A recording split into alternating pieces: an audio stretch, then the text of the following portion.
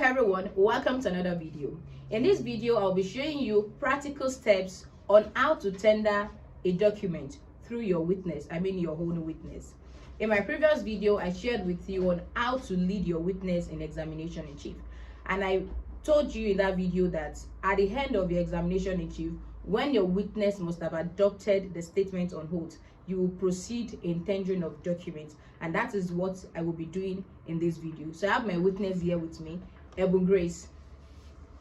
Please remember that you are not to do this on separate days. Except of course if you take the permission of the court, probably because some of your documents are not in court. What I mean is that while doing your examination in chief, you are to tender your documents on that same day before cross-examination and re-examination. So we are commencing now with tendering of documents in examination in chief.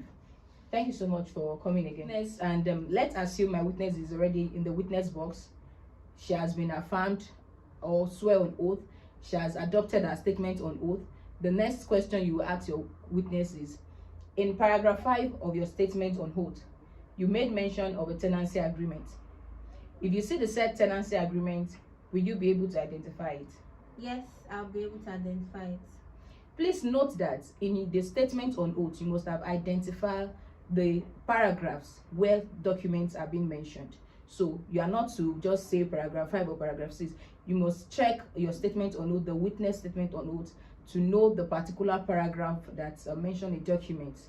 Oftentimes, some judges would say lump it up. For example, if you mention a document in paragraph 5, let's say another in paragraph 8, another in paragraph 10. So you can take the permission of the court, or the court can give you the directive to mention all the documents all at once and present everything to the witness at once for the witness to identify, and then you proceed. Okay, so she already answered the question that yes, she will be able to identify it. So the next question is, how will you be able to identify it? My name and my signature is on the document. Okay, so please remember that you're not to look at your witness. Oftentimes the court will tell the witness to face the court. So notice that I'm looking at her. It's just for the sake of this video. In the courtroom, you have to face the court, and the witness will as well face the court. Okay, so now she have answered on how she will be able to identify the document. Also note that you have to take it slowly, because the court will need to note everything you will be saying, or the witness will be saying. Take the permission from the court to show the document to the witness. So you must have arranged all of your documents. Okay, so once you make the application, the court clerk will approach you, take the documents from you, or the document from you, and show it to her. So the next question you ask is that the document? Yes, this is the document. So oftentimes the tenancy agreement will be oftentimes they are always in the original form for the tenant. So in this case, she's like a tenant in this video. So oftentimes it's in the original form, but peradventure the document you are tendering, it's not in an original form. You need to lay foundation to that. So for example, if it's like a C of O, you ask, where is the original of the document before you? I have misplaced the original copy and I can't find it.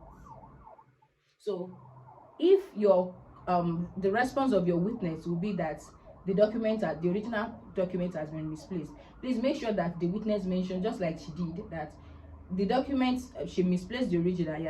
She has done everything possible in to search for the original, and she cannot get it. So that is how that witness must answer the question, and this is why coaching your witness before that day is very paramount. As a matter of fact, on that day, you still need to coach your witness again to make sure that everything is still fresh in the witness brain.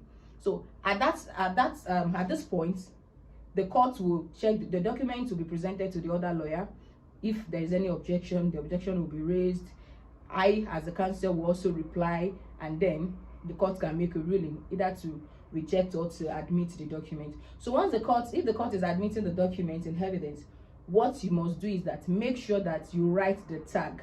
The court will say something like, the document has been admitted and has been tagged, let's say exhibit ABC. So make sure that you write that down, because that will help you during your final written address. So that is basically all on how to tender a document through your own witness. So if you have more documents, you start the same process, about 4 questions. Okay, you start again, and if the court permits you to put all your documents together, that will save a lot of time. And don't forget that you need to write the tag, the exhibit tag, let me put it that way.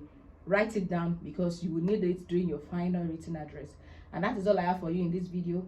Please do well to like, share, and drop a comment in the comment section. Till I see you in my next one. Bye.